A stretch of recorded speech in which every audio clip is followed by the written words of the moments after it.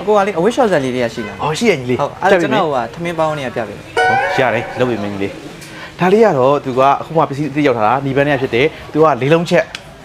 ဘွားနေဆိုတော့900ဝက်ဒီဘက်ကတော့ OP ဝါတွေကပဲတော်တော်၄လုံးချက်ပဲဘွားဆိုလဲ900ဝက် ဟိုကျွန်တော်ကလေနမူနာလေး နမူနာတွေလည်းရှိတယ်ဒါလေးကပြပေးမယ်ဒါလေးက OP ဝါတွေကသူကဒါဘေးကတော့ဒါတခါတည်းတွေးရက်လေးပေါ့ဒါပတ်တာပုံစံမျိုးလေးဖြစ်သွားခဲ့မယ်ဒါလေးရဲ့ ၄လုံးချက်နော် ဒါ၄လုံးချက် ဈေးရနော် ဈေးရဆိုရင်ဒါ3,5500ကျပ်ဒါကတော့ဒါ OP ဝါတွေကထပ်ပြီးတော့တဏီဘဲနဲ့လည်းပြပေးမယ်ဒါတော့လုံးဝဒါဖြုတ်ပြီးတော့ဟိုလုပ်ရတယ်ဟုတ်ပါရဲ့ဒီအဖုံးတွေမှာစီးရင်လည်းစီးလို့ရတယ်ဒါနီဘန်းတွေကဒါလေး၄လုံး ဒါလေးကကြာ၄လုံးချက်ပဲဈေးနှုန်းလေးကတော့3,300ကျပ်အခုအဲ့ဈေးနဲ့ short ဈေးလားရတယ်ညီလေးကအခုလိုမျိုး online နဲ့တွေ့ပြီးတော့ဝယ်သေးလို့ဆိုရင်ကိုက promotion နဲ့တည်တဲ့လုပ်ထားပေးမယ်ဒီလိုမျိုး3,300ကျပ်ကိုညီလေးတို့အတွက်ဆိုရင်3,200ကျပ်နဲ့ကိုလုပ်ပေးမယ်ဒါလေးက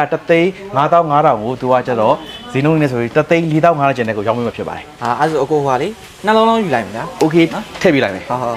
အခုကြည့်ရတာကနော်အိမ်ဒီပစ္စည်းရတော်တော်ကြီးကိုနားလေတယ်ပေါ့နော်အိမ်မှာလည်းကိုယ်တိုင်ပဲလောက်တာလားဒါတွေကတော့ကွာဟိုကိုတို့ဟိုအိမ်အောင်ကြီးအမျိုးသားတွေလည်းလုပ်ပေးရတယ်ဒါမိမခိုင်းနေများလုပ်ပေးလိုက်ရင်တော့အားလုံးအကုန်တက်တယ်